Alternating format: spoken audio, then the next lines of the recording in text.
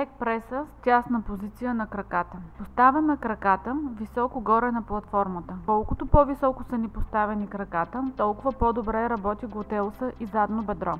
Натискаме колената едно в друго, за да може да работи добре и външната зона на бедрата. За тази цел може да си помагате с ръце, като контролирате самото движение. Хубаво прилепвате таза и гърба към седалката. В момента на избутване, долната част на гърба и горната част на дупето не се отлепят от седалката. Единственото, което може да правите, е да отлепяте долната част на дупето, където всъщност трябва да пада и напрежението на самата работа.